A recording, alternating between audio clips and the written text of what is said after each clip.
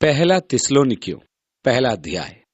आइए हम थिस्सलुनीकियों की पहली पत्री को देखें। प्रेरित पौलुस अपनी दूसरी मिशनरी यात्रा पर सिलास को अपने साथ लेकर गया, जिसकी सिफारिश यरूशलेम की कलीसिया के अगुओं ने की थी। जब वे दरबे को पहुंचे तो तीमुथियुस भी उनके प्रचार दल में शामिल हो गया। अपनी यात्रा क्रम में वे त्रोआस आए और पौलुस की इच्छा तो बिथुनिया जाने की थी, परंतु आत्मा ने उसको रोका। त्रोआस में जब पौलुस बीमार था, तथापि उसने एक दर्शन देखा कि मकिदुनिया का एक व्यक्ति उसको सहायता के लिए बुला रहा है। पौलुस ने शीघ्र ही जहाज पकड़ा और समुद्र को पार करके मकिदुनिया के फिलिप्पी क्षेत्र में पहुंचा। वहां लूका पौलुस के दल से मिला। अब हो सकता है कि लूका का दर्शन पौलुस ने देखा, यह हम जानते नहीं, पर जिसको पौलुस ने देखा शायद लूका ही था। वे फिलिप्पी में आए और वहां यीशु के विषय में बताने लगे। और वहां एक स्त्री थी जो व्यापार करती थी और उसका नाम लुदिया था। वो उनमें से एक थी जिसके मन को परमेश्वर ने बदल दिया था। फिलिप्पी में एक लड़की थी जो दुष्टात्मा ग्रस्त थी। पौलुस ने यीशु मसीह के सामर्थ्य से उसके अंदर की दुष्टात्मा को निकाला था। इससे वे लोग परेशान हो गए जो उसके दुष्टात्मा ग्रस्त होने के कारण अपने लाभ के लिए उसको प्रयोग करते थे, क्योंकि वह दुष्टात्मा की शक्ति से भविष्य बताती थी। उन्होंने हल्ला मचाया और पौलुस के साथियों को पकड़वा दिया। उनको पीटा गया और अंधेरी कोठरी में डाल दिया गया। आधी रात को भूईडोल हुई और बंदीगृह के द्वार खुल गए। वहां के दरोगा ने जब वहां के द्वार को खुला देखा तो वह आत्महत्या करने को तैयार हो गया, परंतु पौलुस ने उसको रोका। उसने कांपते हुए पौलुस से पूछा, उद्धार पाने के लिए मैं क्या करूं? पौलुस ने उसको सुसमाचार सुनाया और पौलुस को अपने घर में वो व्यक्ति ले गया और पौलुस ने उसके परिवार को सुसमाचार सुनाया। इस प्रकार उस दरोगा ने तथा उसके पूरे परिवार ने उद्धार पाया। जब नगर के न्यायाधीशों को ज्ञात हुआ कि पौलुस एक रोमी नागरिक है, तब वे सिलास से कहने लगे, अपने मित्रों से कहे कि वे नगर से चले जाएं। पौलुस ने कहा, उन्होंने सबके सामने हमारी पिटाई की है और सार्वजनिक तमाशा हमें बनाया, तो वे स्वयं आकर हमें नगर के बाहर तक छोड़कर आए। उसने जोर दिया कि वे आए और उसे फिलिप्पी से जाने को कहें। इस प्रकार सिलास के साथ पौलुस, तीमुथियुस व लूका रोमी राजमार्ग से होते हुए फिलिप्पी के दक्षिण में आए। वे एम्पिपोलियो से होकर आए। वे अपिलोनिया से गुजरे और थिस्सलुनीका में आए, जो एक मुख्य रोमी नगर था। वह आज भी वहां का एक महत्वपूर्ण नगर है। आधुनिक यूनान में मेलोनिका शहर ही थिस्सलुनीका है, जिसका बाइबल में वर्णन है। यहाँ पौलुस आराधनालय में गया और 3 दिन तक सुसमाचार सुनाने के बाद विवाद करता रहा और पवित्र शास्त्र से सिद्ध करता रहा कि यीशु ही मसीह है। बहुत से यहूदियों ने विश्वास किया, परंतु कुछ ने नहीं। जिन्होंने विश्वास नहीं किया था, उन्होंने पौलुस के विरुद्ध विद्रोह खड़ा कर दिया। वो वहां से निकलकर बीरिया नगर को चला गया। वहां भी वे वचन सुनाते रहे। बाद में लूका व सिलवानुस, जो सिलास भी कहलाता है, और तीमुथियुस पौलुस के साथ मिल गए और कुरिन्थ तक यात्रा की। पौलुस थिस्सलुनीका के विश्वासियों के विषय में चिंतित था। उसने तीमुथियुस से कहा कि वह थिस्सलुनीके शहर में जाकर विश्वासियों को देखे कि वहां पर विश्वासियों की क्या हालत है। लेखों से पता चलता है कि थिस्सलुनीके में पौलुस की बड़ी संक्षिप्त सेवकाई थी। वह 4 सप्ताह तक वहां सेवकाई करता रहा। वह 3 सप्ताह तक आराधनालय में प्रचार करता रहा। इसी कारण वहां समस्या पैदा हो गई थी। लगता है कि वहां पौलुस का समय बहुत ही संक्षिप्त था। जब उसका दल उसके पास आया, तब संभवतः वे लहू में सने थे। लोगों ने उनकी पिटाई की थी जो फिलिप्पी में थे। उनके वस्त्र शायद फटे थे और शायद वे विचित्र से दिख रहे होंगे। जब वे प्रथम बार थिस्सलुनीकी आए थे, तब उनकी हालत ऐसी ही थी और उनके शरीर पर निशान थे। तीमुथियुस थिस्सलुनीके लौटा ताकि कलीसिया की भलाई को देखे और उसे भली स्थिति में पाया। वह सचमुच प्रभु में बढ़ने पाया और पौलुस को बताने कुरिन्थ लौटा कि किस प्रकार वहां की कलीसिया प्रभु में बढ़ रही है और उन्नत हो रही है। और तब पौलुस ने यह पत्री लिखी। कलीसियाओं को लिखी गई उसकी पत्रियों में से यह पहली पत्री है। उसने थिस्सलुनीके की कलीसिया को अपनी पहली पत्री कुरिन्थ से लिखी थी, जिसमें वह उन गलत धारणाओं का सुधार करता है जो वहां उठ खड़ी हुई थी। मेरे लिए रुचि की बात यह है कि पौलुस इस पत्री में सबसे महत्वपूर्ण सत्यों में से एक यह थी जिस पर पौलुस ने बल दिया था कि उसकी संक्षिप्त सेवकाई में यीशु मसीह के आने की आशा थी। कुछ गलत धारणाओं के बावजूद भी वो परमेश्वर के वचन की कैसी दृढ़ नींव रख सका, उसकी पत्री से हमें यह प्रमाणित होता है। सन 53 या 54 में पौलुस अपने द्वितीय मिशनरी यात्रा पर था। वह कोरिन्थ में पहुंचा और वहां सेवकाई आरंभ की, जो 1.5 वर्ष तक चली। प्रभु ने उसको कोरिन्थ में कहा, पौलुस यहां रुका रहे, क्योंकि यहां बहुत से लोग मुझ पर विश्वास करेंगे। और इस प्रकार उसे वापस थिस्सलुनीके भेजा गया। और अब पहली आयत। पौलुस और सिलवानुस और तीमुथियुस की ओर से थिस्सलुनीकियों की कलीसिया के नाम, जो परमेश्वर पिता और प्रभु यीशु मसीह में है। अब पौलुस इस समय परमेश्वर की कलीसिया या प्रभु यीशु की कलीसिया में पवित्र आत्मा के सामर्थ्य के बारे में बातें करने वाला है। और यह संदेश बड़ी ही निश्चितता के साथ उन तक पहुंचा है, अर्थात पिता, पुत्र और पवित्र आत्मा से, जिनके द्वारा कलीसिया की स्थापना हुई। हमारे पिता परमेश्वर और प्रभु यीशु मसीह की ओर से अनुग्रह और शांति तुम्हें मिलती रहे। ध्यान दें कि कितनी बार पौलुस पिता परमेश्वर व प्रभु यीशु मसीह को एक साथ जोड़ता है। यदि यीशु परमेश्वर न था तो उनके नाम को इस प्रकार पिता परमेश्वर से जोड़ना निंदा है। कुछ लोग कहते हैं कि वह पवित्र आत्मा को क्यों नहीं शामिल करता। आप जानते हैं कि प्रेरित पौलुस पवित्र आत्मा के द्वारा प्रेरणा प्राप्त व्यक्ति था। यीशु ने भी कहा, जब पवित्र आत्मा आएगा तो वह अपनी गवाही न देगा, बल्कि मेरी गवाही देगा। इसलिए काफी है कि पवित्र आत्मा द्वारा इन लेखों की प्रेरणा परमेश्वर से जुड़ जाती है, जो पिता व पुत्र है। तुम्हें अनुग्रह व शांति मिले। यह पौलुस की विशेष शुभकामना थी, अनुग्रह व शांति। नए नियम के वे 2 जुड़वा शब्द हैं जो हमेशा पौलुस एक साथ और इसी क्रम में उपयोग करता है, पहले अनुग्रह फिर शांति। क्योंकि आप परमेश्वर की शांति का अनुभव तब तक नहीं कर सकते जब तक परमेश्वर का अनुग्रह आप पर न हुआ हो।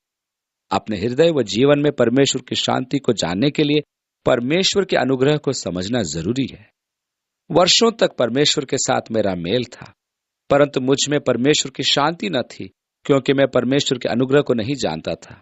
मैं विधि पूर्वक परमेश्वर से जुड़ा था। मेरे भले प्रयत्न मुझे धर्मी बनाते थे।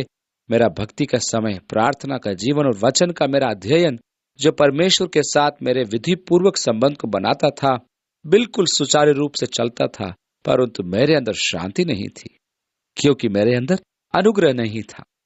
तब मुझे परमेश्वर के अनुग्रह की समझ आई और परमेश्वर के साथ मेरा एक प्रेम पूर्ण संबंध बन गया। जब मुझे इसका ज्ञान हुआ, तब अचानक ही मुझे परमेश्वर की शांति का अनुभव हुआ, जिसका मसीही जीवन में पहले मुझे अनुभव न था। और अपने हृदय में परमेश्वर की शांति को जान लेना एक अनोखी आशीष थी। अब मैं परमेश्वर की शांति में विश्राम करता हूं, जो कि यीशु मसीह द्वारा पूरे किए गए कार्य में है। मुझे सचमुच ज्ञान न था कि मेरा उद्धार हुआ है या नहीं, परंतु अनुग्रह के साथ मुझे अब निश्चितता मिली है। और इस प्रकार दूसरी आयत में, हम सदा तुम्हारे लिए परमेश्वर का धन्यवाद करते हैं और तुम्हें अपनी प्रार्थनाओं में याद रखते हैं। और फिर अपनी प्रत्येक पत्री में पौलुस अपने प्रार्थना जीवन का वर्णन करता है। जब हम उन लोगों पर दृष्टि करते हैं जिनका प्रयोग परमेश्वर ने नए नियम में किया, तो हम पाते हैं कि उनका प्रयोग बड़े ही सामर्थी तरीके से किया गया। हम कुछ और बातों को भी देखते हैं जो उन सब में आम थी। उनमें से एक यह थी कि वे सब प्रार्थना करने वाले लोग थे। यदि आप चाहते हैं कि परमेश्वर सचमुच आपके जीवन का प्रयोग करे, तो आवश्यक है कि आप परमेश्वर के साथ निकट शांति में हो, और सचमुच प्रार्थना ही वह तरीका है जिससे हम उसकी निकटता में बने रहते हैं।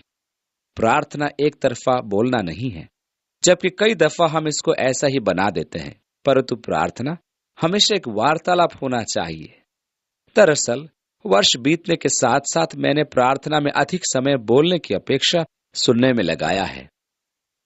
जब मैंने प्रथम बार परमेश्वर से प्रार्थना करना आरंभ किया, तब मैंने ज्यादा बातें की और बहुत ही कम सुना।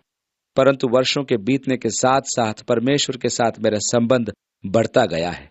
मैंने बोलना कम और सुनना अधिक कर दिया है, क्योंकि मुझे विश्वास हो गया था कि जो परमेश्वर मुझसे कहना चाहता है वो उससे कहीं अधिक महत्वपूर्ण है जो मुझे उससे कहना है।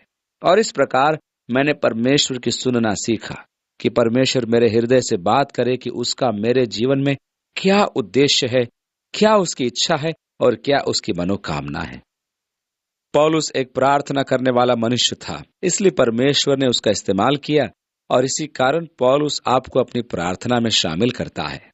तीसरी आयत, तुम्हारे विश्वास के कार्य और प्रेम के परिश्रम और हमारे प्रभु यीशु मसीह में आशा में धीरता को निरंतर याद रखते हैं। फिर जैसे गलातियों, इब्रानियों और कुरिन्थियों की पत्री में पौलुस विश्वास, आशा व प्रेम को जोड़ता है, यहां पर भी वो यही कहता है। ये तीनों स्थायी हैं और पौलुस इनके बीच एक संबंध को दिखाता है। सबसे पहले उनके विश्वास का कार्य था। यदि आपका विश्वास सच्चा है तो वह कार्य होता है और वह विश्वास का स्वाभाविक परिणाम होता है। यदि विश्वास आपके कार्यों को प्रभावित नहीं करता तो वह सच्चा विश्वास नहीं है। एक सच्चे विश्वास वाले व्यक्ति के कार्यों को उसका विश्वास प्रभावित करता है। विश्वास उसके कार्यों पर प्रभाव डालता है और विश्वास उसके जीवन में कार्य को उत्पन्न करेगा और इस प्रकार विश्वास का कार्य विश्वास का परिणाम होता है।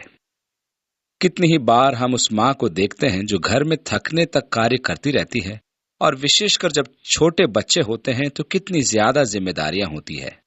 ये प्रेम का ही परिणाम है कि हम उन छोटे सुंदर चेहरों को देखते हैं और यदि वे गंदे हों तो हम ऐसा नहीं कहते, अरे मैं थक गया, उसको वहीं पड़े रहने दो और रोने दो। नहीं, आप पहुंचने को एक गर्म कपड़ा या तौलिया लेकर आते हैं और उसके हाथ व मुंह पहुंचते हैं और उसे गले से लगाकर प्यार करते हैं, चाहे आप कितने भी थके हुए हों। ये तो प्रेम का प्रमाण है, ये प्रेम से पूर्ण परिश्रम कहलाता है। चौथी आयत में, प्रिय भाइयों, ये जानते हुए कि परमेश्वर ने तुम्हें चुना है। अब ये शिक्षा जिसे हम नए विश्वासियों को नहीं सिखाते हैं वह है ईश्वरीय चुनाव का सिद्धांत। पौलुस ने ईश्वरीय चुनाव के विषय में थिस्सलुनीका के नए विश्वासियों को सिखाना जरूरी समझा। वह इस सत्य को जानबूझकर बताता है कि उसका चुनाव परमेश्वर द्वारा हुआ है। ईश्वरीय चुनाव के साथ लोगों की समस्या यह होती है कि परमेश्वर उनका चुनाव करे, न कि वे परमेश्वर का चुनाव करें। निश्चय ही हम इस सत्य की सराहना करते हैं कि परमेश्वर ने हमें चुनाव की क्षमता दी है। मैं खुश हूं कि प्रभु ने मुझे उसको चुनने की स्वतंत्रता दी है जिसके साथ मुझे जीवन भर निभाना है। ठीक इसी प्रकार परमेश्वर ने भी हमें चुना है कि हम उसके साथ जीवन भर रहें। इसलिए यूहन्ना 15:16 में यीशु ने कहा, तुमने मुझे नहीं चुना, मैंने तुम्हें चुना और अभिषेक किया कि तुम मेरे चेले हो, कि तुम बहुत सा फल लाओ और तुम्हारा फल कायम रहे, कि जो कुछ तुम पिता से मेरे नाम से मांगोगे वो तुम्हें देगा। उसने वहां कहा, मैंने तुम्हें चुना है। पवित्र शास्त्र ईश्वरीय चुनाव की बात सिखाता है। वह परमेश्वर के पूर्व ज्ञान से अलग किसी चुनाव के बारे में नहीं सिखाता।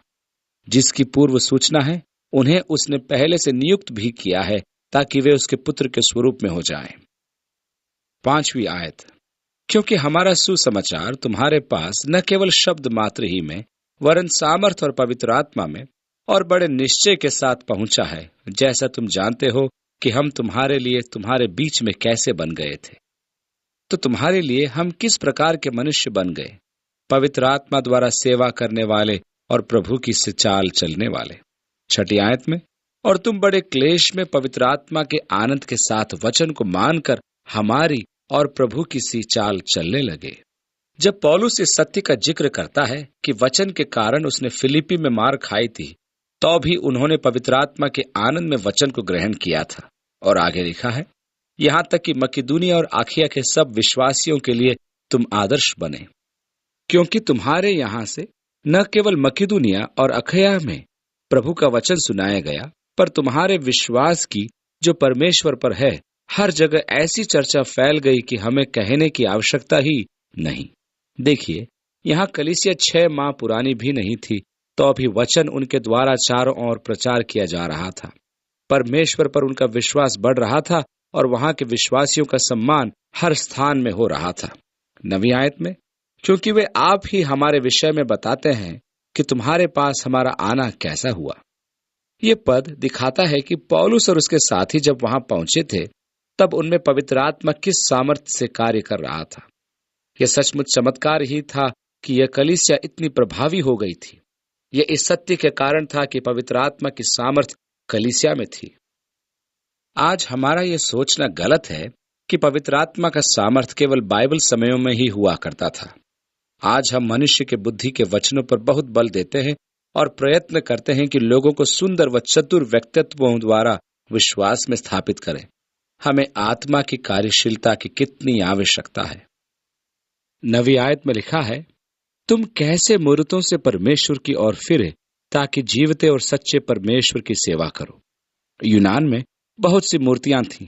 जब पौलुस एथेंस में आया था तब उसका जी जल गया, क्योंकि उसने इस महानगर को देखा जो मूर्ति पूजा से भरा था। एथेंस की मूर्तियों को देखकर उसका हृदय टूट गया। वह ठंडे मन से काम करना चाहता था। उसका यूरोप में आना स्वागतपूर्ण न था। उसका स्वागत झंडे व भीड़ लेकर नहीं किया गया। फिलिपी में उसको मारा पीटा गया और नगर के बाहर कर दिया गया। थिस्सलुनीके में जब वो आया तो उसे नगर छोड़ना पड़ा। फिर वो बीरिया आया, लेकिन दंगों के कारण उसे वह जगह भी छोड़नी पड़ी। पौलुस एथेंस को गया और नगर को मूर्तियों से भरा पाकर खामोश न बैठ सका। उसका जी जल रहा था तो उसने एथेन वासियों को वचन सुनाया। वे कहने लगे, तुम उस पहाड़ी पर आओ जिसे हम मंगल कहते हैं, और वे तुम्हारी सुनेंगे। हम सबको इस नए मत के विषय बताना।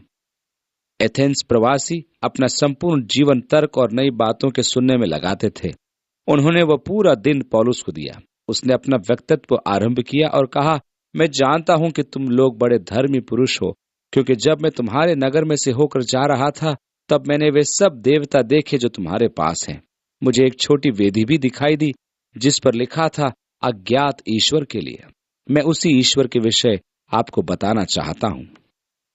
यूनान में मनुष्य की भावनाओं को ईश्वर का रूप दे दिया गया था, अर्थात घृणा का ईश्वर, भय का ईश्वर, शांति का ईश्वर और आनंद का ईश्वर। उन्होंने भावनाओं को परमेश्वर बना दिया था।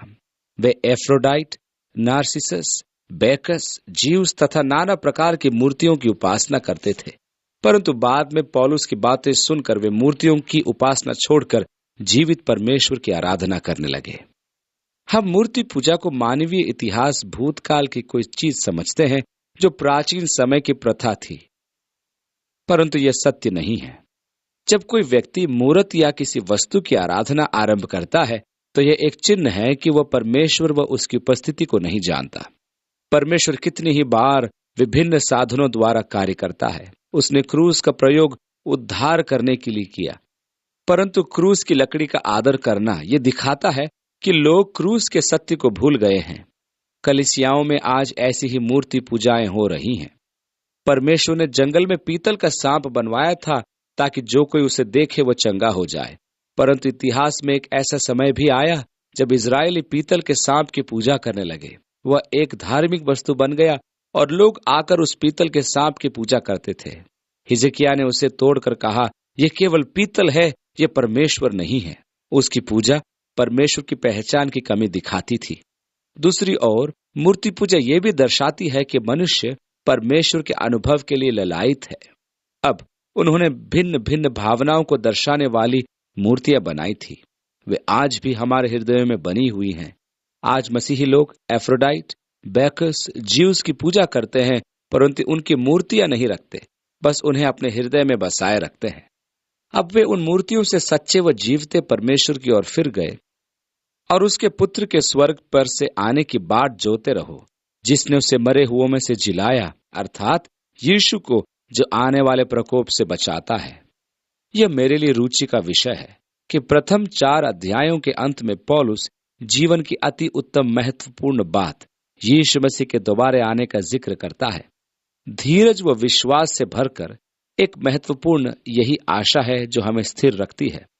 इस प्रकार की आशा का वह विस्तृत वर्णन करता है और उसके स्वर्ग पर से आने की बाट जोहते रहो, जिसे उसने मरे हुओं में से जिलाया, अर्थात यीशु को, जो हमें आने वाले प्रकोप से बचाता है।